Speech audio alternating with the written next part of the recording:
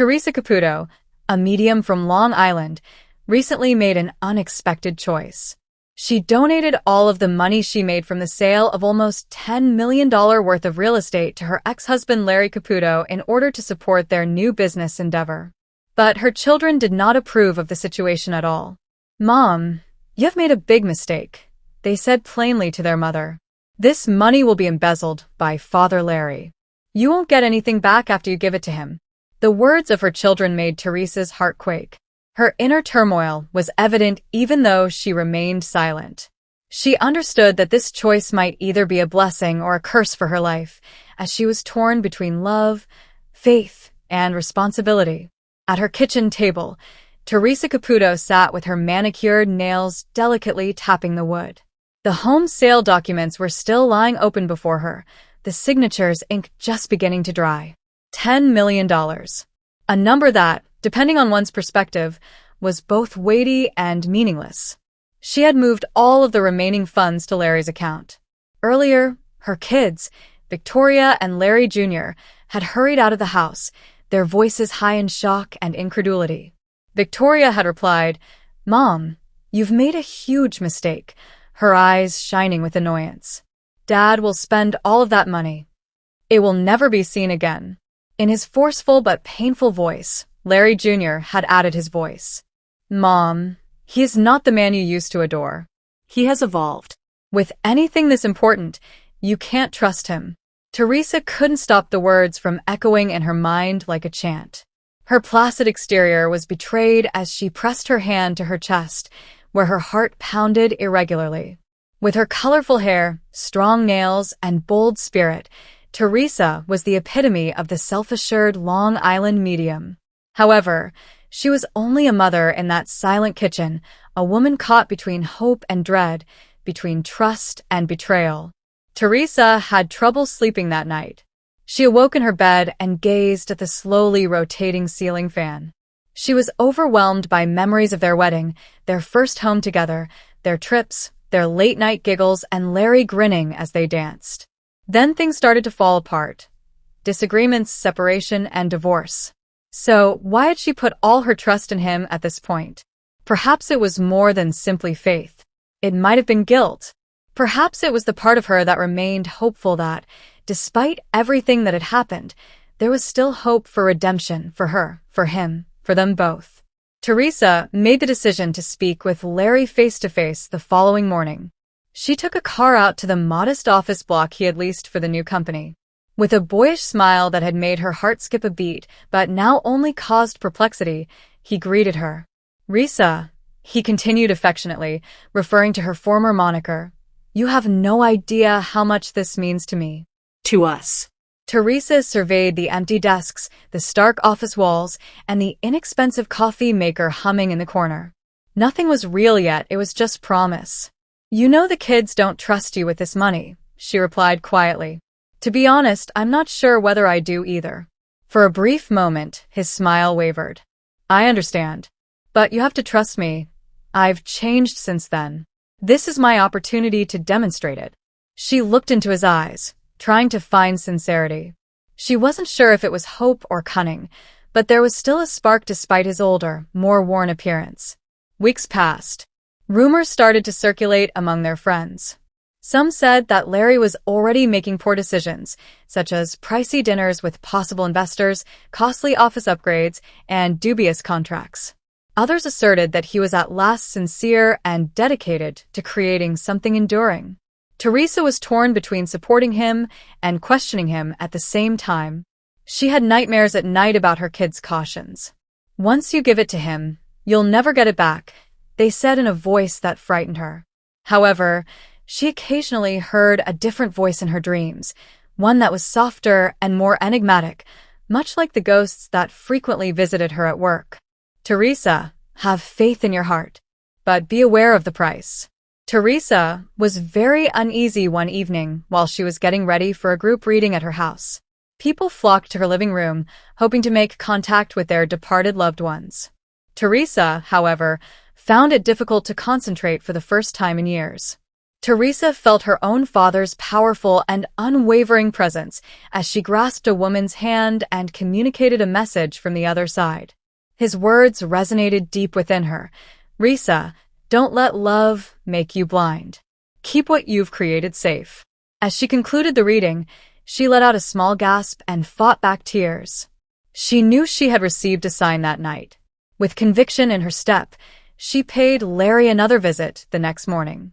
"Larry," she said firmly, "I need openness. You show me every dollar and every option. If not, I withdraw." Partly amused, partly irritated, he raised an eyebrow. "When did you begin to have such doubts about me?" Theresa retorted, "Since I realized this isn't just about business. It has to do with trust. Furthermore, trust must be earned rather than purchased." For the first time, Larry was unable to respond right away. As though the weight of her words were pressing down more forcefully than the millions in his account, he sat back in his chair and remained mute. It was unclear if the initiative would succeed or fail. Theresa was aware, however, that she was no longer the person who clung to hope without demanding accountability or who gave without question. She was now wiser and stronger, led not just by love but also by her children's teachings and the whispering in her spirit. And when her heels clicked on the floor as she left that room, she understood that this choice, whether good or bad, wasn't solely about Larry. It concerned her own bravery in confronting the reality, regardless of how unpleasant it could be. But as the crew got ready for another Long Island medium filming, the lights in the Long Island studio flickered faintly. Theresa Caputo sipped coffee in her chair, sporting her signature strong nails and large blonde hair. Today, however, felt different. The air had a stronger, thicker energy, much like the quiet before a storm. She glanced at Victoria, her assistant, who was anxiously browsing through her phone. "Why is the face there?" Theresa made fun of it. Victoria gave a shrug. "A family is coming in today, Mom. Their home state is Florida. Last year, during Hurricane Ian, they lost everything. They lost someone as well." Theresa hesitated at the word hurricane. She had been channeling the spirits of automobile accidents, illnesses, and unexpected deaths for years. But there was always a certain type of anguish associated with hurricanes, storms that tear through lives in minutes. They weren't merely mishaps. They were like the wrath of nature, leaving survivors to wonder why. Before they even sat down, Theresa could sense the weight of the family, which consisted of a mother named Elena, her teenage son Matteo, and her daughter Sofia. Elena's eyes were swollen and red, giving the impression that she cried every night. Sofia hugged a stuffed flamingo toy against her chest as if it were the final thing holding her up, while Matteo slouched with earbuds in, acting indifferent. Theresa gave them a hearty welcome. "Hello, sweetheart. Make yourself comfortable and take a seat. Please, you don't have to tell me anything. Let's wait and see who comes forward." Her hands fluttered the way they always did when she started to feel spirit, and she closed her eyes. Theresa gasped in a matter of seconds. "Gosh, I feel like I'm in the middle of a storm right now." Elena gripped her chest tightly. Theresa went on, her voice shaking as if she were actually within that hurricane. "I can't breathe. I hear the wind and crashing, pounding water. I see a man with big shoulders who is holding on and attempting to keep you all safe. That is the father figure that died in the hurricane, Elena?" Elena's face was filled with tears. "My spouse, Javier. He remained to guard the house. The roof gave way. We never had the opportunity to say goodbye." Theresa extended her arm to grasp Elena's hand. "He is taking a step ahead. He's also advising me, honey, that you should quit mentally reliving those final moments. He wants you to know that he was gone before the actual impact, so he says, tell her I didn't suffer the way she thinks I did." All he could feel was tranquility. Elena whispered, "I thought he drowned in fear," as she wailed. Theresa gave a hard shake of her head. "No. I feel at peace with spirit, as if he was taken out before his body collapsed. You must understand," he continues, "that his final concern was of you and the children, not the house." The hush that fell over the room was a sacred silence. Without saying a word, Sofia looked up abruptly. "Is he aware of my flamingo?" Theresa blinked and chuckled quietly. He's showing me a pink bird now, honey. Tell my little girl that, whenever she hugs her flamingo, it feels like she's hugging me, he says. Sophia sobbed as she buried her face in the doll. Theresa then turned to Matteo, the adolescent with the strong appearance. And you, stop acting like you don't care, your father urges. He notices that you are late at night listening to his old songs on your phone. With a giggle, he says, "That's my boy." Matteo broke his mask. His mouth quivered, but he wiped his eyes quickly and muttered, "Yeah, whatever." Theresa bent across. "No, honey, nothing at all. He's pleased with you. He was thinking, I have to protect them, even during the storm. He wants you to live, not hang over his death like a mooring. I have to protect them." Like the storm clouds breaking, the energy in the room changed. Sophia's weeping turned into tiny grins, Elena's shoulders lowered, and even Matteo let himself breathe. Theresa let out a long breath. Behind all of this, behind the reed, it's not simply about communicating with spirit. It involves guiding people away from their personal hurricane, the sadness, rage, and guilt, and assisting them in seeing the light once more. The cameras ceased to roll when the family departed. However, Theresa sat silently, gazing at her cold coffee cup. She reflected on how fleeting life was and how emotional and physical storms may suddenly tear through people's lives. Nevertheless, Spirit consistently revealed to her that love was more powerful than any hurricane. Theresa returned home later that evening, kicked off her heels, and sat on her porch. In contrast to the winds she had experienced throughout the reading, the Long Island breeze was calm. "Javier, thank you for telling your family that you're still with them," she said in a whisper into the night. As though to confirm what she already knew, the stars twinkled back at her. Love is always waiting to be discovered behind every hurricane and storm. But Theresa Caputo has always been aware of the controversy surrounding her gift. She was regarded by some as a ray of hope, a person who united this world with the next. Others, on the other hand, dismissed her gift as mere theatrics and questioned its authenticity. The unquestionable healing that Theresa saw each time she sat with a bereaved soul, however, was more important to her than the skeptic's thoughts. Theresa was getting ready for what appeared to be a routine private reading in her Long Island home on a calm fall evening. The scent of freshly brewed coffee permeated the air as the golden light of evening crept through the blinds. When the doorbell rang, she had just set her prayer beads down next to her. Before a word was exchanged, Theresa could feel the weight of the woman who entered. She was an upstate New York nurse named Marissa, and the wrinkles on her face conveyed both grief and resilience. As though clinging to life, she held a tiny silver cross in her palm.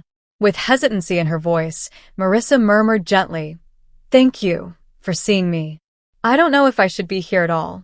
I was informed by my pastor that it was against my faith to look for a medium." Theresa nodded, disarming her Long Island friendliness. "I hear that all the time, honey. Faith is about love, trust, and connection, not regulations. I never want people to think that this contradicts their values.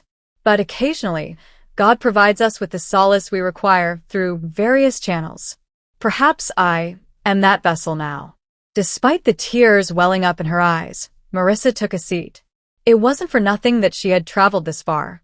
Just 6 months prior, she had lost her husband, Daniel, in a terrible accident. Daniel, who was a devoted Catholic, had always reassured her that their religion would get them through anything. But in the quiet of widowhood, Marissa began to doubt everything. After closing her eyes and taking a deep breath, Theresa's hands started to flutter in that familiar manner almost immediately, as if she had invisible currents flowing through her. She said, "Your husband comes forward right away, Marissa. He is displaying a set of rosary beads to me. Were those held at his funeral?" Marissa let out a gasp. "Yes, before they sealed the coffin, I put his rosary in his hands." "How did you find out?" Theresa gave a soft smile. "Because you did, he tells me. He claims to have observed you. He also wants you to know that he heard all of your prayers." Marissa sobbed uncontrollably as she broke down. She had been wondering for months whether God was punishing her or whether her prayers had been in vain. It felt like a rush of life returning to Theresa's chest as she confirmed that Daniel had been there. Theresa said, "Daniel is discussing the accident. You have been blaming yourself," he says. "The shift schedule, perhaps?" Marissa's hands trembled. In order for him to get home earlier that evening, I pleaded with him to exchange shifts. He wouldn't have been on that road when the collision occurred if I hadn't asked him. Theresa extended her arm and grasped Marissa's quivering hand. "He wants for you to let go of that guilt. He wants you to know that God has a plan for him, even if you are unable to comprehend it at this moment." He says, "It wasn't her fault. It was just my time." There was a deep silence in the room. Marissa broke down in tears and poured them onto Theresa's table. "Have you ever loved someone so deeply that you feel as though you killed them yourself?" Theresa's voice became stern, maternal, and unyielding. "My dear, faith is about love, not punishment. Daniel assures me that he is with God, safe and at peace. He wasn't put to death by you. You showed him affection. And none of us can ever achieve more than that." Relief and anguish clashed inside Marissa, causing her shoulders to shake. "Thank you, God," she whispered as she tightened her grip on the silver crucifix. "Thank you." Then Theresa made an unexpected addition. "Daniel claims that he comes to see you in your dreams. You've been dismissing them as mere recollections. However, those dreams? He is that. He has been attempting to prove to you that he is still alive." Marissa's gaze expanded. "I had a dream 2 nights ago that Dad was in our kitchen brewing coffee the way he always did. It felt so genuine that I started crying when I woke up."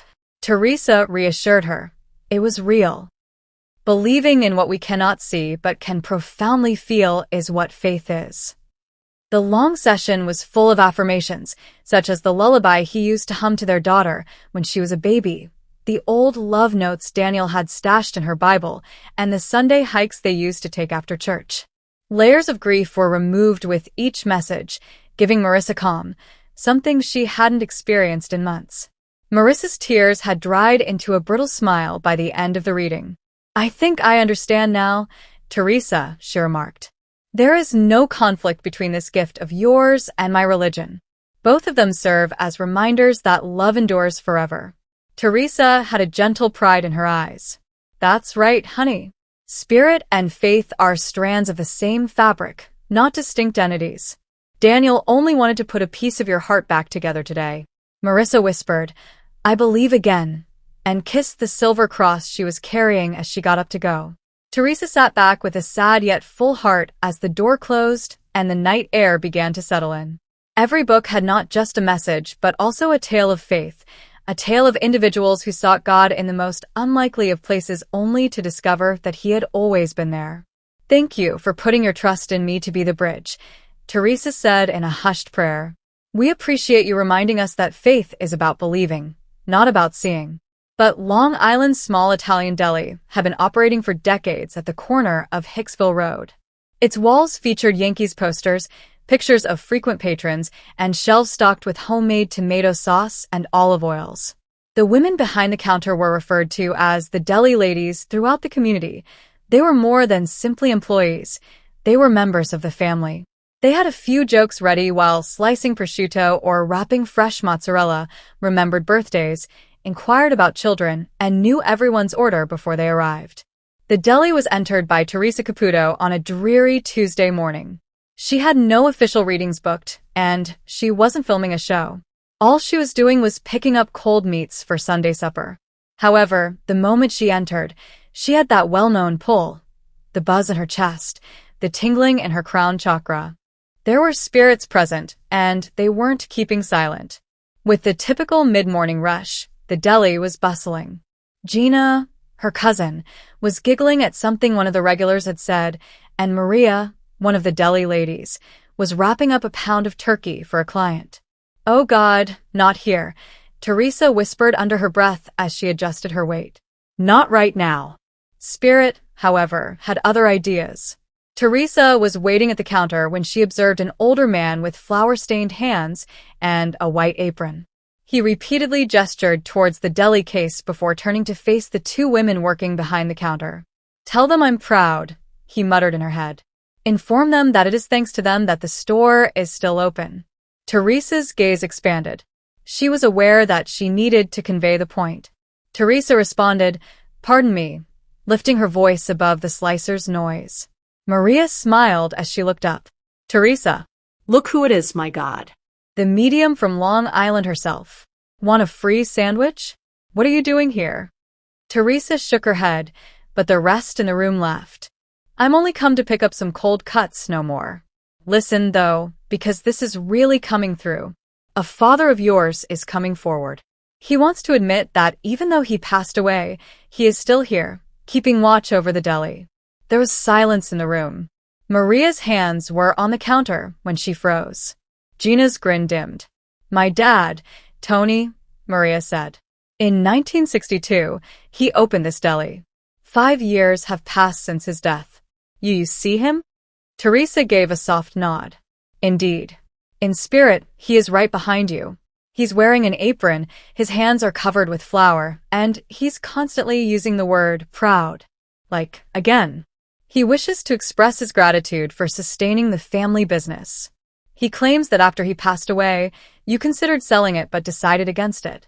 And he is appreciative because this location serves as the community center." Tears filled Maria's eyes. Gina extended her arm to take her cousin's hand. Gina said, "Theresa, we nearly sold. There was too much strain and too much labor. But after that, we felt as though he was encouraging us to press on. I swear I smelt his scent every morning when I opened the store. That's him." Excitement sharpened Theresa's Long Island accent as she spoke. "That's your dad telling you he's here, not your imagination. Spirit constantly communicates with us through sense." Every client was frozen in place, listening as the deli's crowd fell silent. "This is better than TV," said an elderly man in the corner. Theresa gave a little laugh. "He's also introducing a woman now, and I think she's your mother. Don't forget me," she says, raising her hands as she stands close to him. "She appears to be cooking with you, as she shows me jars of sauce. Did your mother prepare this deli sauce?" Gina took a sharp breath. "Making the tomato sauce for all of our sandwiches used to take our Nana Rosa hours. Her recipe is still in use today." Theresa gave a nod. "She is with him. They're really proud of you both, and they're together.